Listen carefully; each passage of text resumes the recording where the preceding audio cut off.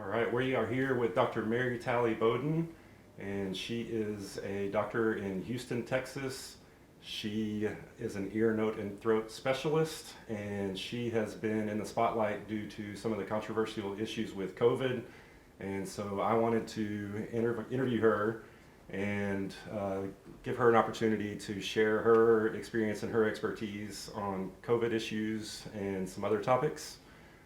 For the sake of parents and maybe other school board members like myself, just so that we could have a conversation. I feel like we've been lacking as a society after coming through the pandemic.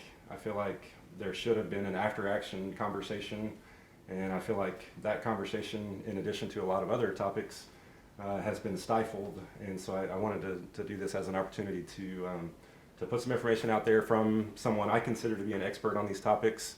I'm glad that I've had you as a resource as you put information out there.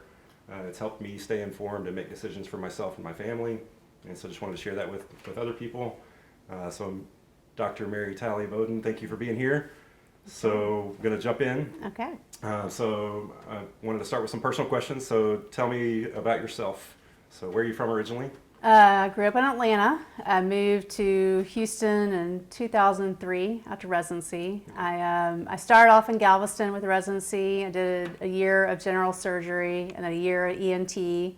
And then I finished at Stanford, and then we did 3 years there and then moved back to Houston. And I was in a small private practice initially, and then I took some time off. I have 4 boys. I had 4 boys in 5 years.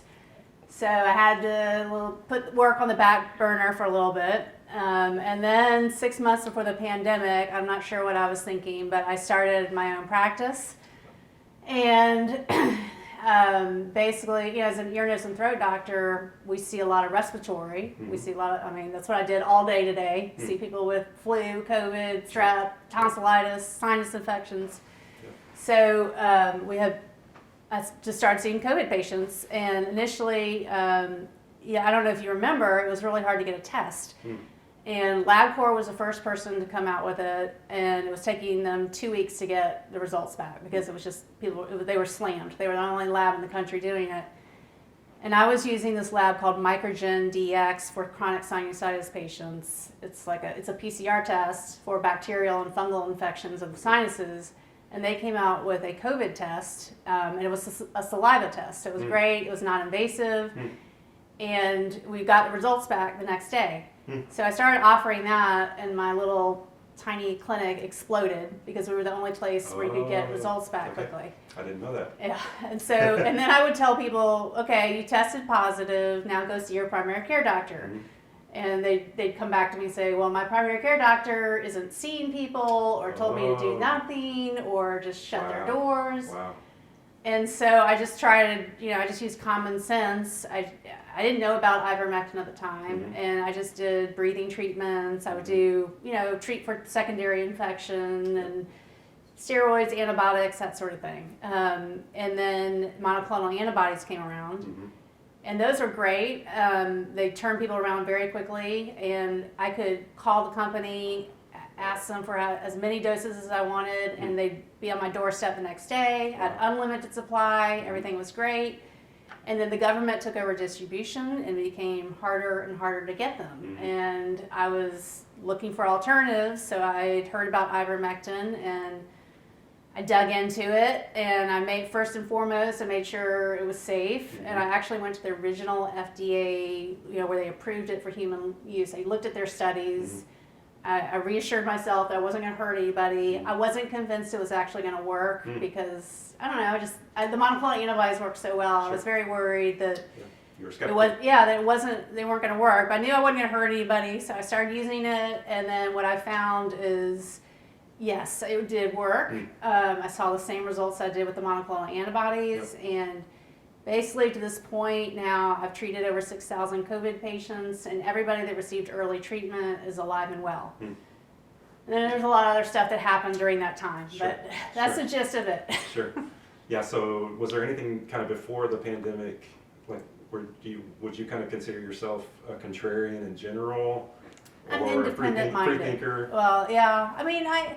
like I set up my practice when I went back to work. I decided, okay, I'm not going to work for a hospital. I'm not going to work for an insurance company. I'm not going to work for the government. So I'm a cash only clinic, but I try to make it affordable. Like I don't consider myself concierge. Right. It's just transparent pricing. We Right. call it direct specialty care. Okay. So, I'm independent. I consider myself open-minded, so I'm not Beholden. Captured. Yeah. And I had 4 kids in 5 years, and it really showed me the flip side of medicine, and I think it made me more empathetic towards my patients and the whole system. Going through the system as a mom. Oh yeah, I mean, Okay. like going to the OB's office, it would just wreck my day, right? Going down the medical center, Oh yeah. Parking on an 8-story parking garage, going up one elevator, down another elevator, up an escalator, then sitting in the waiting room for 3 hours, not knowing if you're actually going to see the doctor or if you're going to see the backup nurse practitioner. Spending 5 minutes with your doctor and then and your whole day is wrecked. And so that was my motivation for when I started my clinic. I purposely put it in a strip mall. There's nothing to navigate, no parking garage. You can book your appointments online. You are guaranteed a certain amount of time with each appointment. 30 minutes for follow-up. A new patient gets 45 minutes. And just tried to make it simple, easily accessible, and then that served me very well during the pandemic. Wow, that's really interesting. So I didn't realize that your practice was that new when the pandemic hit. Yes. So then that was pandemic hits, and so I think there are people who are not being entirely honest when they kind of claim that they saw through everything from the very beginning, because I think most of us, at least to some extent, were at the very least err on the side of caution.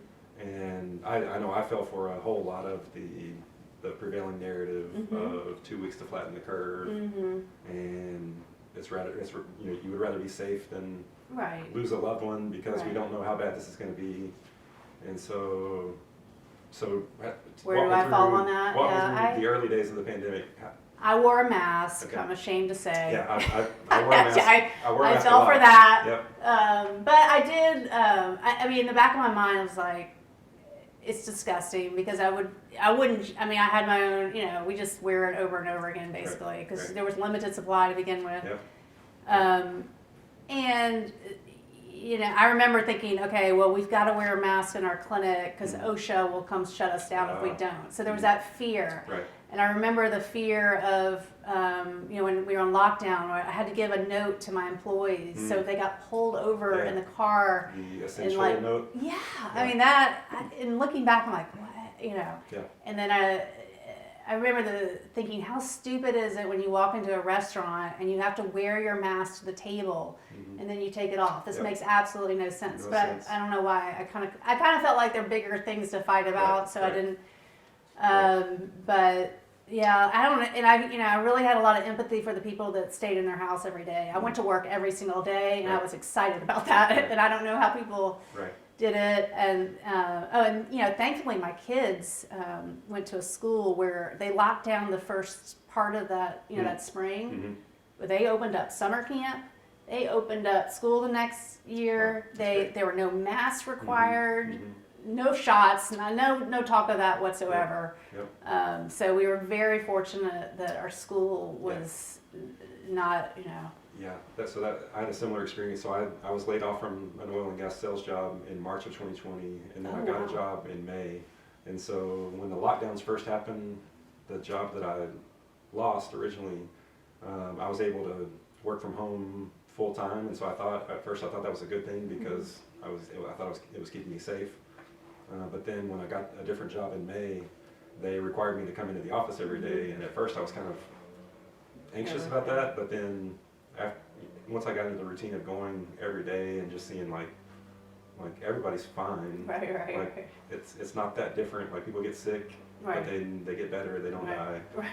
Some people did, obviously, but it restored a sense of normalcy for me to be able to have to go into an office every day was really helpful. Right.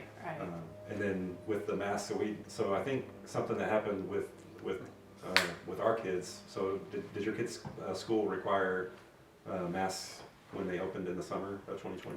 No, No? Okay. Well, I mean, one of them went to a public school, Okay. and So yeah, they that did. was all. Yeah. It was, But the ones that went to Right. it's called Western Academy. Okay. No. I mean, there were kids that wore masks, Right. but there was It was no optional. requirement. Right. No, not Right. at all. So what happened with us with public school? So everything was virtual, so there was no choice. You had to go virtual for the spring of 2020, and so that was just brutal on us and on everybody. So my kids were here. We're at my in-laws' house. So my wife and my in-laws basically kind of homeschooled my kids according to our public school district's standards and curriculum and everything. And so that was just a huge burden on them. And so when they did open it up for our kids to go back in person, it was with a mask mandate. And so kind of like what you said earlier, where they're a bigger fish to fry, so to speak. Right. We were so happy to not be. So it's kind of the worst of both worlds. So you homeschool or do private school to kind of get away from the public school, the government control of education. And so we had the burden of homeschooling, but without the freedom and the control. And so we were okay with putting masks on our kids to go to school for that school year, and then I guess the fall of 2021. So at that point, Governor Abbott issued the executive order saying that local jurisdictions could not do a mask mandate, and our school district voted to do one anyways. Oh. And so I thought, so when they first announced, they first had the vote, our neighborhood was in an uproar, like the social media groups and everything, where they were just going crazy. How can they do this? We're not standing for this, whatever.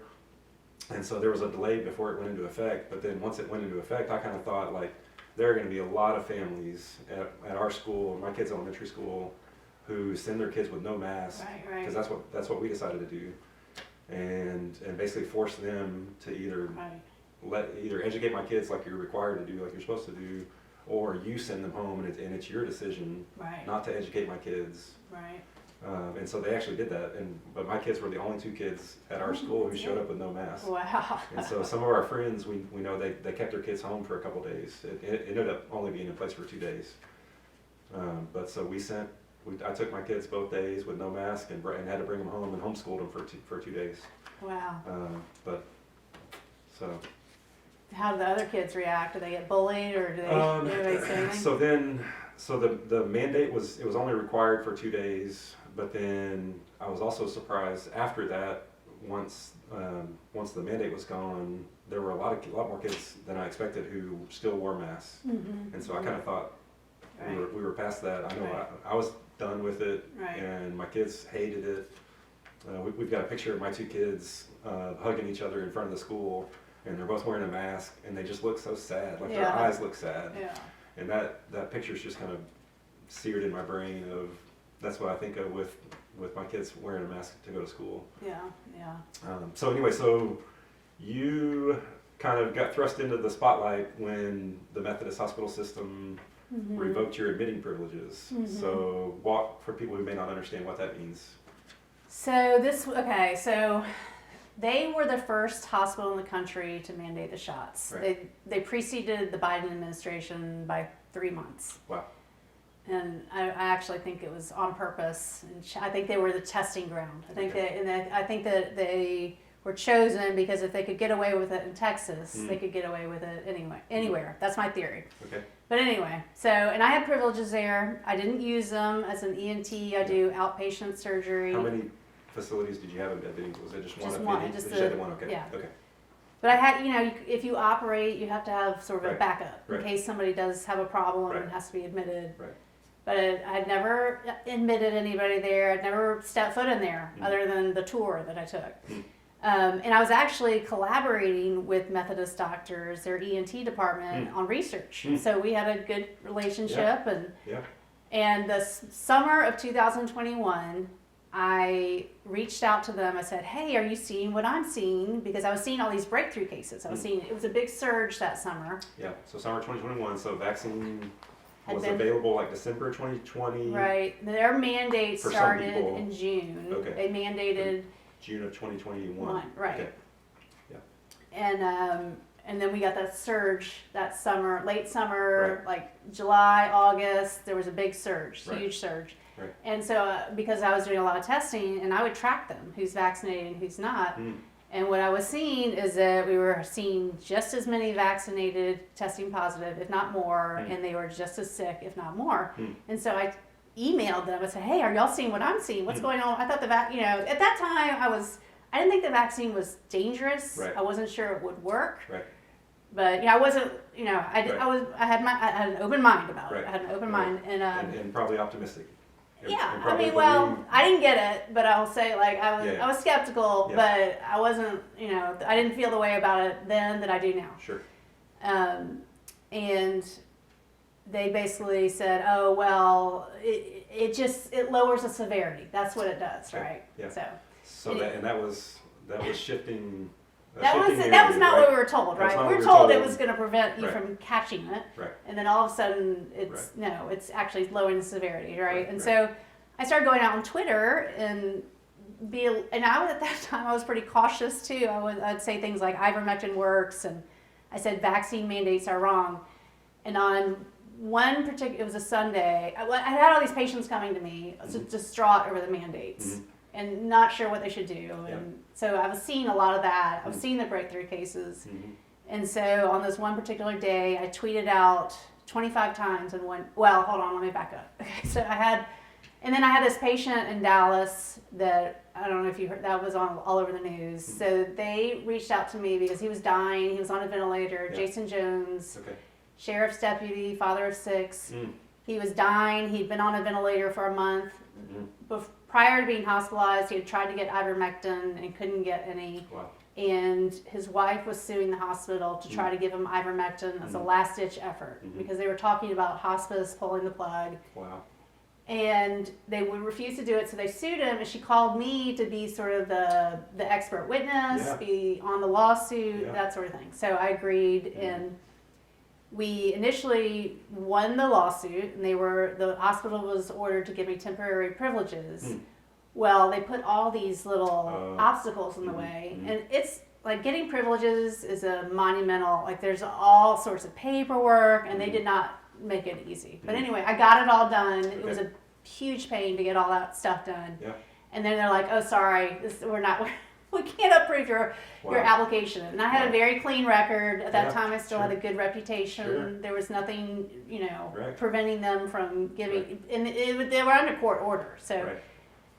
So that happened on a Friday, and then I had a patient call me who had a history of bladder cancer, and she said, my doctor at Methodist called me and said, I'm going to have to find a new doctor because I'm not vaccinated. Wow. So that's the second thing that happened. And then the third thing that's happened is I got a notice from one of the surgery centers that I operated at requiring the vaccine to operate there. So requiring you to get the vaccine? Yeah. Wow. And so I said, so I sent out a letter to all my patients saying, going forward, I am going to prioritize seeing the unvaccinated. And I told them why. And I said, I would never turn away somebody that had a life-threatening issue, but I'm focusing my care on the unvaccinated. I think you posted something on Twitter. And that people went completely nuts, right? But then shortly thereafter, maybe a month later, I tweeted out the 25 times vaccine mandates are wrong. And then in response to that email, I got a lot of feedback, positive and negative, but I posted all the positive stuff, a screenshot. Well, 5 days later, Methodist went after me after those tweets. 5 days after, 25 times in one day. I put vaccine mandates are wrong, and then a screenshot. And they went to the media. So I found out that my privileges were suspended by receiving a text message from a reporter at the Houston Chronicle asking to comment. And I was blindsided. I had no idea what he was talking about. And so at that point, can you operate without admitting privileges? Well, I have an arrangement with the surgery center. I have a backup person that can help me if that comes to that.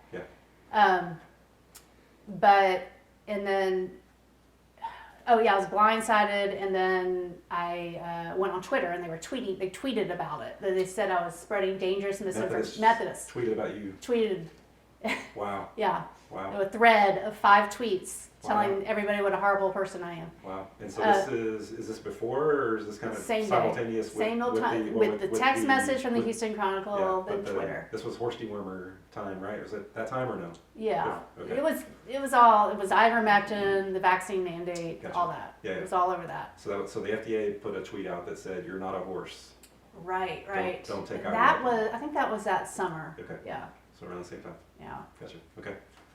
So my first recollection of you was when you went on Michael Berry's radio show to talk, and so I heard you talk there, and that was helpful. Just I think I'd already listened to the Joe Rogan podcast where he had Pierre Corey and Brett Weinstein, and it was mostly focused on ivermectin and the success in Argentina, Mexico, and India, and just they laid out what I thought was a very compelling argument, but that was just kind of one data point, I guess, for me.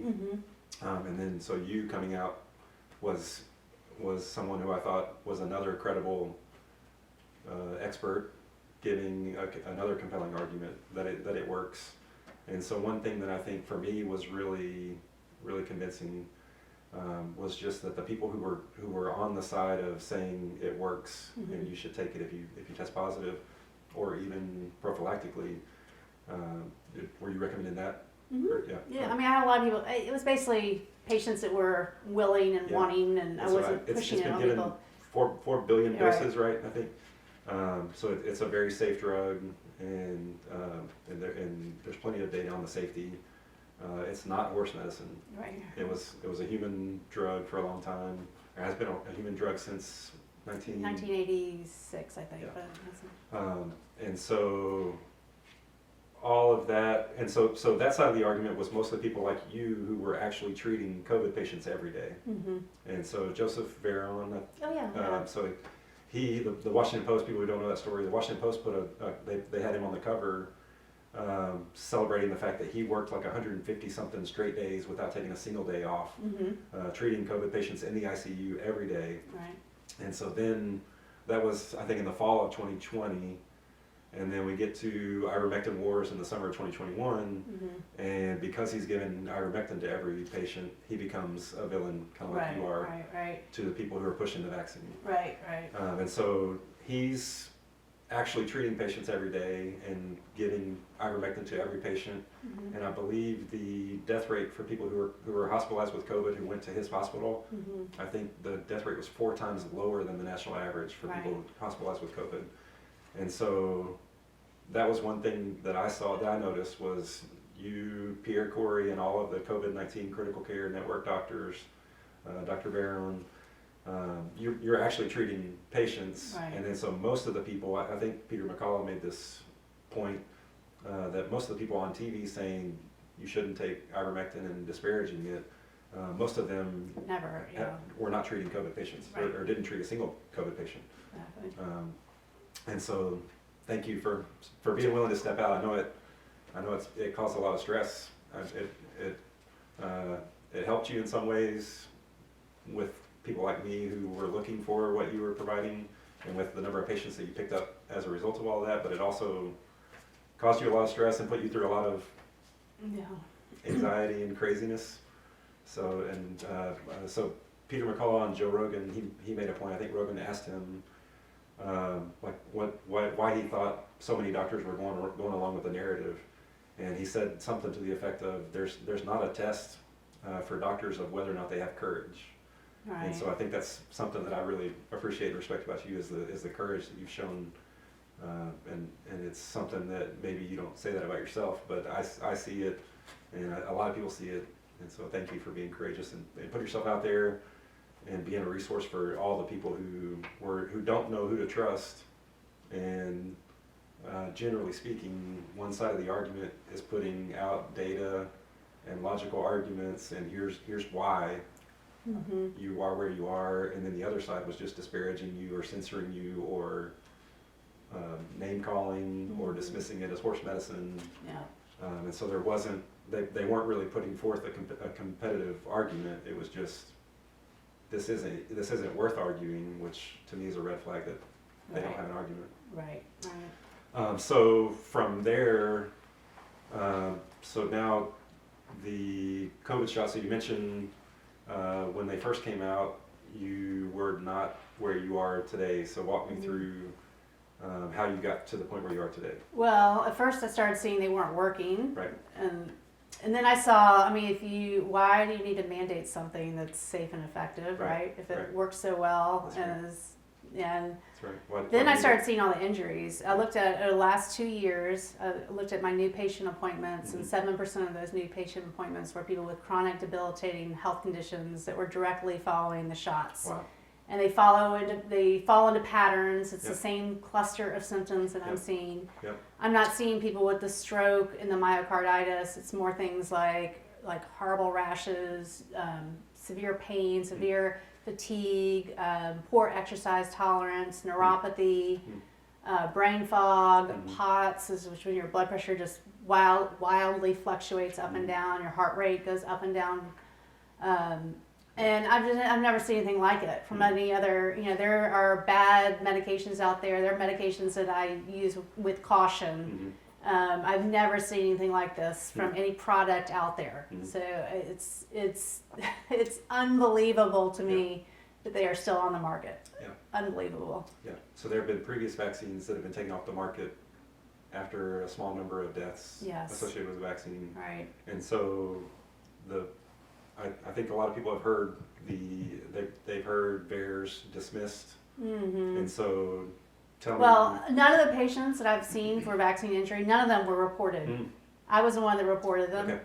And most of the time what happens is they've seen, multiple doctors, they've gotten $1 million workup, and most of the time nothing shows up on sort of traditional testing. So they get diagnosed as, it's all in their head. They get put on psych medicines, pain medicine, sleep medicine, and basically dismissed.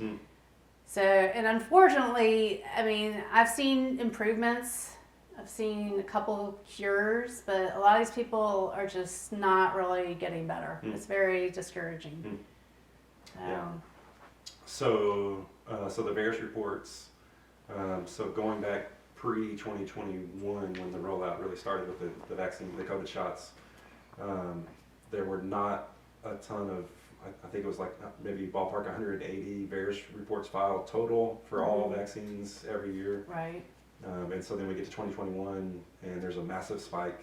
Right. And so there are a lot of people who are, so because the narrative has kind of disparaged VAERS and said that's not a valid data point, I think a lot of people are quick to say what they've heard. And so I think most people don't really understand what VAERS is. So can you kind of explain? Well, it's supposed, I mean, it's not, but it's underestimating. Right. And right. I mean, they estimated only 1%, and I can vouch for that because all the patients I saw, none of them were actually reported. Right. And so many doctors won't even acknowledge that the vaccine could have anything to do with it, and they're supposed to report it whether or not they're sure it's a reaction or not, and then the CDC is supposed to follow up. Correct. I've had one follow up from the CDC over all the reports I've filed. How many ballpark do you think you filed? 60 something maybe. Okay. And it's just it's a mess. But and then I talk to patients all day long. Oh, this happened. I talked to this one patient today. She's in her 30s. She's pregnant with her third child. She did not get the shots. She knows 4 friends of hers have had stillbirths after these shots. Wow. Which that's a lot for one person to know. Yeah. I mean, she's not. She's. Right. Before the shots, nobody would know that many people in a short amount of time. No. Yeah. No, I mean, I don't know anybody. Yeah. Yeah. Wow. Okay. So your experience with the early treatment compared to I guess first compare it to the hospital treatment protocol. So what was your experience versus? Well, I had patients coming to me that refused to go to the hospital. which is understandable Yeah. given what was going on. Yeah, so the ventilators, my understanding of the ventilators is that it was more about protecting the hospital staff. It's hard to know. some I mean, extent, yeah. I mean, I think I had a misconception too, because traditionally, if your oxygen level drops below 90%, that's like, whoa, it's a big deal. But and I don't know if you've read Pierre Corey's book, The War on Ivermectin, Okay. but he talks about, it's called happy hypoxia, and these patients are unusual in that they can walk around with what would normally be a very dangerous oxygen level, and they can still be okay. They can walk around like I had a patient come in, I saw him back today actually. He came in with a oxygen saturation of 68%. And under normal circumstances, I would have been like 911, come pick this guy up and take him to the hospital. But he refused to go to the hospital, and we got him. I mean, we brought him in every day. I didn't have monoclonal antibodies at that point, so we gave him the high-dose ivermectin. We gave him high-dose IV steroids, IV antibiotics, high-dose IV vitamins, breathing treatments. I mean, we just threw everything we could at him and brought him in every day, and he survived. And I had maybe a dozen patients that were really bad. Under normal circumstances, I would have just said go straight to the hospital, but they wouldn't go, and so they did. So you're running your own emergency room. It was insane. Wow. Yeah, it was hard, but no one trusts the hospitals anymore. Yeah. I got a text message from a friend today. Her friend's mother fell, broke a hip, and they're in Austin, and she tested positive for COVID, and there's a meltdown because they can't. We should be able to trust the hospital, right? We should be able. We're getting taken care of, and now everybody just freaks out if they have to go to the hospital. Yeah, a friend of mine's husband was an architect, and he designed hospitals, and he got COVID, and my friend is she's in our circles as far as looking into information. So she was a believer in ivermectin at the time, and so I forget which hospital in Sugar Land they took him to, but they would not let him. She had ivermectin, they wouldn't let him take it, and so she fought and finally got permission to transfer him to Dr. Barron's hospital. But so they put him in an ambulance, and he got worse as soon as they left the hospital, so they took him back. Oh no. And he ended up passing away. Oh no. And so she completely blames the hospital for their protocol and for denying the ability to give him the ivermectin. Right. So a lot of stories. There was a hospital in Sugar Land where a patient had a prescription for ivermectin. He was an older patient, and they would not let the family give it to him in the hospital, and he died. I don't know what happened in the lawsuit. Is that Memorial Hermann? So. Southwest. Yeah, I heard about that. It's awful. Yep. And so then, I think one of the keys, obviously, to the war on ivermectin, if you will, is just the fact that the emergency use authorization for the shots requires that there cannot be safe and effective alternative treatments. Exactly. You agree with that? Oh yeah. Okay. And so, would you say? And I think that's why they got rid of the monoclonal antibodies too. Yeah. So you went from access to as many as you wanted, and then so the Biden administration they cut back the number of monoclonal antibodies to certain states, I think. I don't know. All I know is I used to order it directly from the drug company. Oh, and then you had to go. And then I had to go through the government. Okay. And State then it was government, federal government. Do you remember? Okay. I can't remember. Okay. I feel like it's federal, but I Okay. don't know. And then it became harder and harder Gotcha. to get them. Gotcha. So with the shots, 3 questions. So do you think they're necessary? The COVID shots? Yes. So, Absolutely not. Okay, because there are. Well, there's safe and effective treatment, Yep. and the risk, it's Russian roulette, and Yep. from what I've seen, I mean, it's, like I said, I've never seen anything like this in Yep. terms of horrible side effects from a product on the market. Right. So you mentioned none of your patients who received early treatment passed away. I would assume some of those were older and some of them were immune compromised and had other issues, and so you've had 100% effectiveness as far as preventing death with early treatment options. And so I agree that I would say it's not necessary. Mm-hmm. And so then next question, would you say that the COVID shots are safe? No, So absolutely not. No. And so No. Well- I mean, there are plenty, so I don't want to freak everybody out, Right. because, I have a couple theories. I think the storage requirements were super stringent. Like you had to have special freezer you couldn't just, in my office, I wouldn't have been able to give out the shots you without had to buying buy some a special- massive, expensive piece of equipment to okay. store them. Okay. So these people that were getting them in the parking lot of NRG Stadium when it was 80 degrees outside, I just kind of wonder, did they really, were they really getting it, right?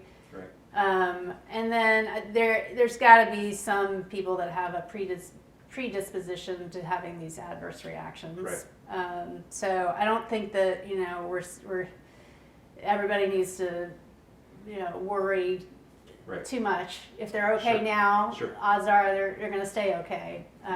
But yeah, Yeah. they need to be taken off the market. Yeah. So, but with that caveat aside, so for somebody who, so the narrative from the government and the media was safe and effective, safe and effective, safe and effective, safe and effective, over. And so I think one of the reasons why they repeated that so often is just the more often you repeat a lie, the more people who believe that it's the truth. And so for people who maybe haven't looked into it, maybe they've heard stories, they hear people say that they're not safe, but they don't know, they haven't heard the other side of the argument that they are not safe. Right. So what would be kind of your summary argument of here's why you don't feel like they're safe? Well, I mean, like I said, 7% of my new patient appointments the last 2 years were people whose lives have been completely destroyed by these shots. Yeah. And they're not getting better. Yeah. And I've never seen that with any other, I've never seen that with an antibiotic. Mm-hmm. I mean, I guess you could argue, my practice is not geared towards addiction medicine, so maybe that's another area. Yeah. But we're dealing with something that, if it had been an antibiotic that was doled out, it would have been recalled and taken off the market a long time ago based on the side effects that we're seeing. Yeah. Okay. So these are easy questions, obviously. So is it necessary? No. Is it safe? No. So third question, is it effective? No, and we don't, we have no long-term safety data. Yeah. These shots are now given to children. So they're on the pediatric vaccine 6 schedule. months? 6 months. It's insane. Yeah. I mean, and babies can't tell you if they have chest pain, which is the primary symptom of myocarditis. We could be seeing babies who are getting permanent scars on their hearts. Mm-hmm. We do know, and we have hard data, if the government even admits it, there's an increased risk of myocarditis in young males. Mm-hmm. So how do we know? Because really the only way that you can rule out definitively myocarditis is to do a cardiac MRI. Mm-hmm. So we're having this cohort of young babies getting these shots, and I mean, I'm just worried we're going to see just catastrophic. They're running down the soccer field at the age of 5 and keeling over. Right. Right. So then that's one of the reasons why you do long-term safety studies Right, before right. a drug hits the market. Right. And so the validation for not doing that was we're in the middle of the pandemic. Right. And we are not in the middle. We can halt it all right now. That's right. That's right. And then Bernie Sanders just announced he's current with all the vaccines, but he tested positive yesterday. Right. And so I think everybody understands to some extent that and the shifting sands of the narrative.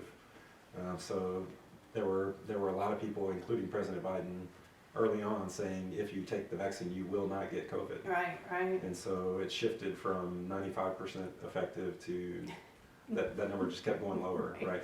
Yeah. And so thanks for spelling that out. So I agree. So not necessary because there are safe and effective alternatives. Not safe. And tens of thousands of deaths reported to VAERS, with the underreporting factor potentially being 100 times that many. Right. There have been all kinds of safety warnings. I told you a story before. My uncle passed away a couple years ago, and I had a conversation with the funeral home director, and he said they saw a spike in deaths early on in the pandemic. but then they saw a bigger spike in deaths After. that kind of coordinated or was in the same time period with the vaccine rollout. And so then there have been recent reports that the life expectancy in the U.S. has dropped at a rate that we haven't seen since World War II. Yeah.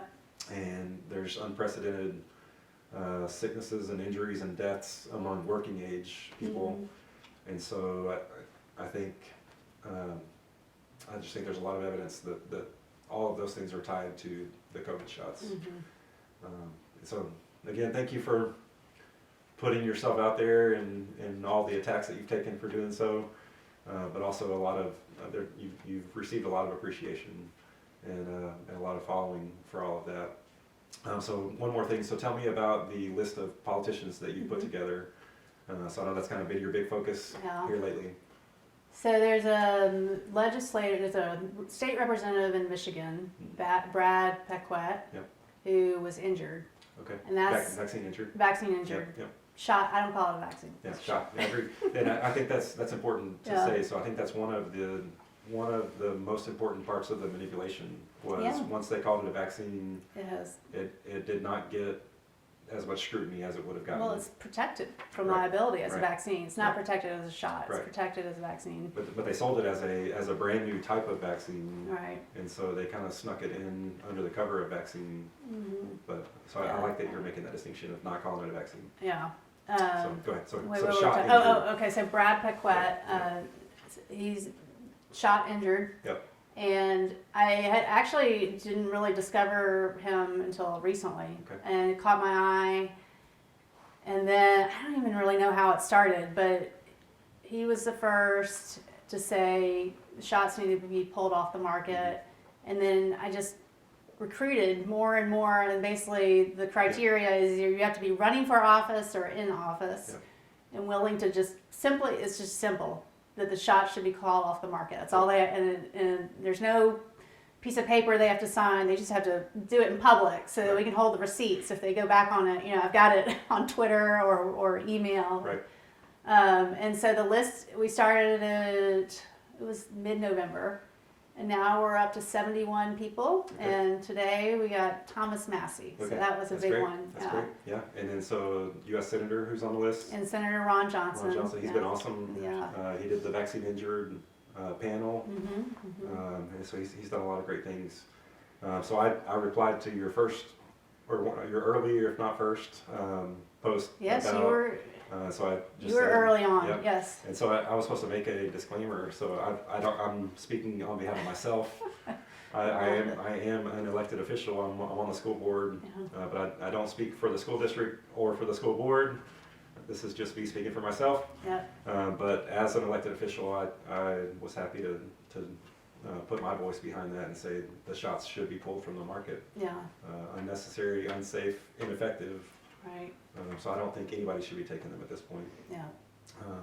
And so it's 27, I guess now, elected officials with and 40 and 44, I think, candidates. Exactly. Yeah. There we go. 18 states. Yeah, 18 states, and then also, and for some people, I think most of those politicians, including myself, are not healthcare experts. Yeah. So there are also 17,000 physicians who are calling for the shots to be removed from the market as well. Yeah. Yeah. And one pharmacist who. Oh right. Who keeps trolling. I saw that. Yes. I saw that exchange. Yes. So there's a lot of momentum, and then I think the fact that the vaccine uptake at this point is as low as it is shows that a lot of people, including do you know the percentage who took the first 2 doses? It's high 80s, right? Yeah, I was going to say at least 70% plus, so I'll take your word and say 80% plus. But I think it's like 17% of adults now, and like it's under 20 now. 6% of minors, I think, are taking it now. So I think that's strong evidence that the overwhelming majority of people don't believe the narrative at this point that they're safe, effective, or necessary. Right. And so I think it's worth having this conversation, and it's unfortunate that people who are in decision-making situations aren't necessarily having this conversation. So thank you for what you're doing to try to force them to do that. This is, I think, what like kind of the founding of our country was built on this idea that we as citizens, we have the ability to call on our representatives to do the right thing. I think a lot of the representatives have forgotten that they actually represent us. That's right. That's It's right. really... So I think a big part of that is the pharmaceutical industry gives a lot of money to politicians. Yeah. And so I think what has historically been true is that pharmaceutical money would go farther to ensure that you get elected and then get reelected. That money goes farther than people like us trying to organize against them. Right, right. And so I'm hopeful that this is an issue where the tide is shifting to where Pfizer or Moderna or whoever else, political action committees, Texas Medical Association, you can get as much money from them as you want, but if you're not doing the right thing and you're not willing to tell the truth, Right. then we're gonna rally support against you and hopefully defeat you when it comes time for your election. Well, and I'm starting a PAC. Yeah. Okay. So we're trying to raise money for all these people that are courageous enough to go against a big pharma. Yep. So so is the PAC started yet, or is it still in process? We're it's days away. Okay. Awesome. To be determined. Yes. Okay. So where can people find you on social media? On X. Twitter/X. MD Breathe. MD Breathe. Yeah. Okay. So. And then let's say somebody either, so we're in kind of COVID, flu, sinus infection season, so if somebody wants to make an appointment for any of those reasons or for a vaccine injury reason, since you're handling those patients now too, how can they find you? breathemd.org is my website. Okay. Yep. Gotcha. And best way to schedule an appointment is through the website? Yeah, or they can call too, Okay. but the phone number's on the website. Okay, very good. Well, awesome. Thank you for coming and thank you for doing this and thank you again for your courage and for putting your experience and your expertise out there and telling the truth and standing up for what you believe and doing the right thing. Well, thanks for having me. You're very welcome.